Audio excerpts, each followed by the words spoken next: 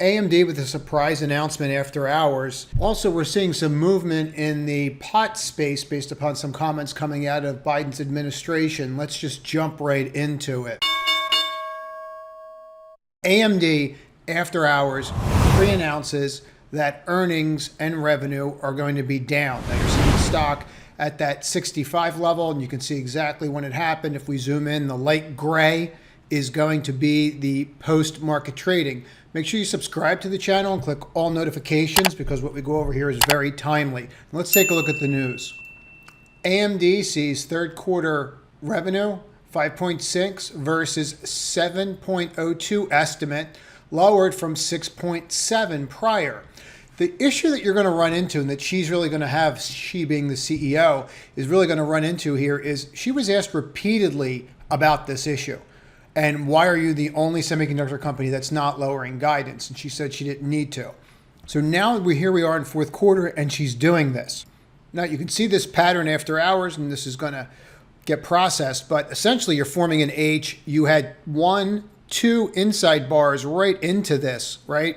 This one was on an outside, but then you had 1, 2 inside bars in here, and then you cracked. That's a signal. Just FYI disclosure, I am currently short this at the time of recording. So I have zero issue being short here. NVIDIA is going to come in along with it. This shouldn't be a shock that NVIDIA is going to come in, but this is going to be a shock to the whole industry because AMD was saying that they weren't having these kinds of issues. So NVIDIA is probably going to retest these lows, or has the ability to retest these lows. The SOX, SOSX, has the ability to push a lot higher here after hours. You're definitely going to want to look at these. As I said, make sure you subscribe to this channel, click notifications, because everything we go over is timely. Also, link in description. There will be a newsletter that comes out periodically, and it's free. So this is what we're dealing with. This is not what we want to see. We started getting a little bit of momentum. We started trusting a little bit of what we were being told, and now they're kind of kicking out the legs of this move. Now, tomorrow you have jobs numbers, and they're going to be really important. So let's just review those really. Now, these are the large economic data points. This is investing.com. It's a free site. I like using free sites so that people can go and do it themselves. ISM manufacturing came in substantially lower. The JOLTS job openings, 700,000 lower. This all fit into the, quote, Fed pivot and comments by the UN. Go into non-farm payrolls. They're higher than expected, even though ISM non-manufacturing is higher.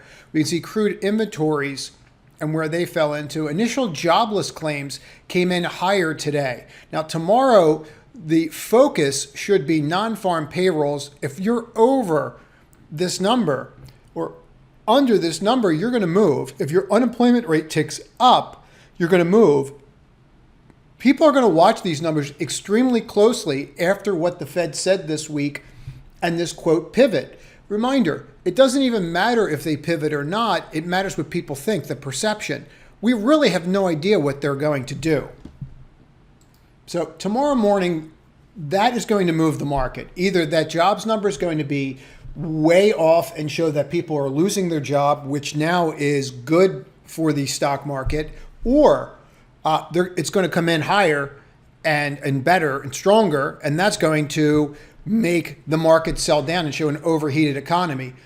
That was the trade that I was looking to play overnight. I was kind of comfortable with the TQQ and being long. Right now, with what I'm seeing with AMD, it's a little concerning because this is not a small miss. Okay, this is $1 billion off a quarter. Okay, that is $4 billion off of every quarter if you just extrapolate it out.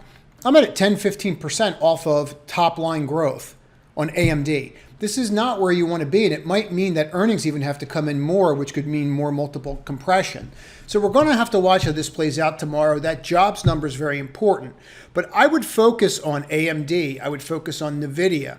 I would focus on this SOSX tomorrow. You have to just watch these and see how they play. But these would be three names that would definitely be on my list. Make sure you stay to the end because we are going to do the indexes. But let's get into what the heck is going on here.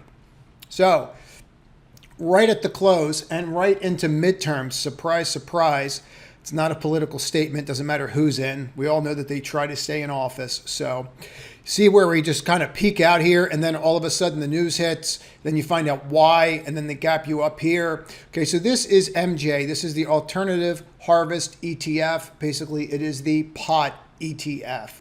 So what exactly is going on?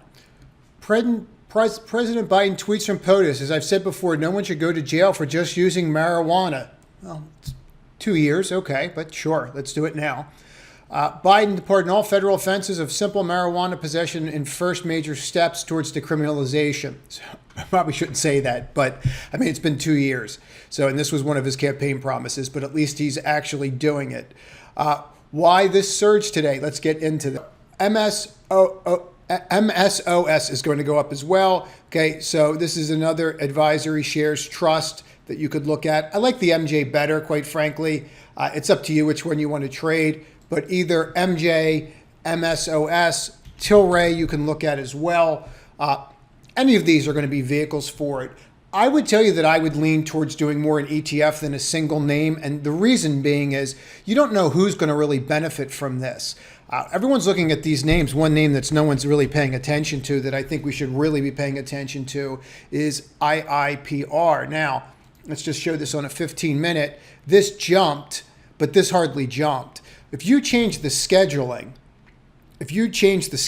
of what's going on out there, and this is actually what he does, okay, all these places that are going to pop up, all these warehouses that are going to pop up, IIPR is going to benefit greatly from there because they're a REIT and this is what they do. So you're going to want to have this on your radar, and this is something that you're going to want to be involved in. They just settled some of their other situations that they had with leases. So watch this one tomorrow. Watch the Tilray, the MJ, the MSOS. Again, be very careful what you're doing because you have that 830 number. So whether or not you go heavy tonight or you don't, if you trade after hours, just be aware of that. But let's talk about the cues and what's going on. Please comment on this video. Please tell me what you want to see. That's why I did the hour-long video and the quarterly wrap-ups, because it was helpful. So, and I got a lot of comments on that. So thank you. It lets me know where to go with the content. So here we are. We're still above the 10. Here we are. We're still above the 5. I still have a 5-10 cross. And this becomes the issue. I'm seeing news coming out that is definitely negative. How much of this is baked in, right? This is where you start running into an issue. Do you change your thesis? Do you get out before it breaks? Do you move your positions before it happens in anticipation of it? From my perspective, I would say no. I think you have to play the hand you're dealt and play it to the best of your ability. Maybe the AMD news gets shrugged off to some extent and it doesn't completely implode. We just don't know yet. Maybe the farm payrolls numbers or non-farm payrolls are not as bad as expected, right? Maybe they come in weak.